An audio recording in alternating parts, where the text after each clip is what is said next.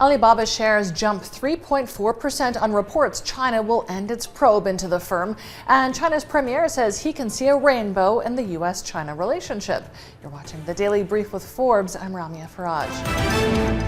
Alibaba shares jumped 3.4% in Hong Kong trade this morning after reports that China will announce a $1.1 billion fine for its affiliate Ant Group and end its probe into the firm.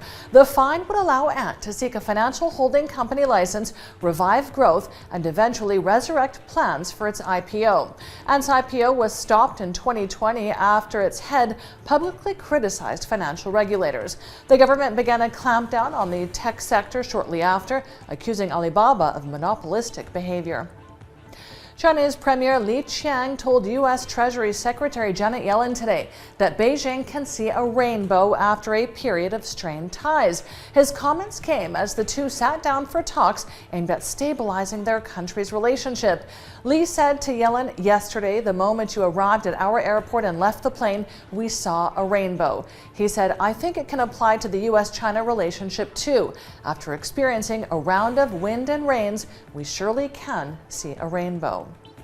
Meanwhile, President Xi renewed his call for greater Chinese innovation and technological self-reliance during his inspection tour of a major industrial province today.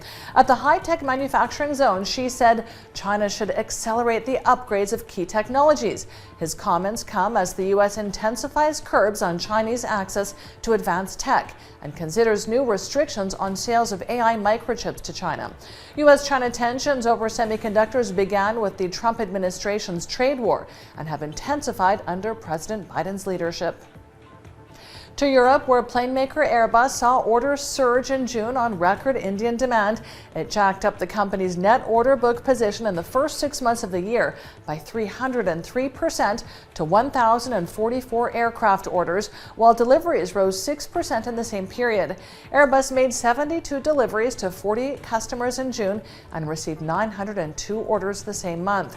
Airbus made history last month when it announced a deal at the Paris Air Show to sell 500 single-aisle planes to Indigo, India's largest carrier. A swift economic recovery for Germany appears less likely today as data showed a surprise fall in industrial production. Official statistics show output fell by 0.2% in May compared with April.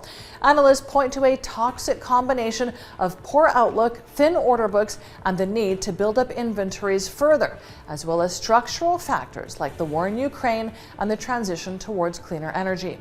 They say Germany's international competitiveness has deteriorated in recent years, and it's likely to deteriorate further.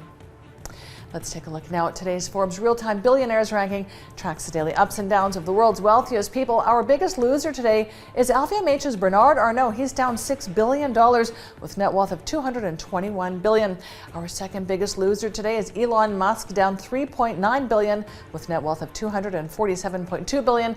And our third place loser is L'Oreal's François Bettencourt-Myers. She's down $3.3 billion with net wealth of $88.3 billion.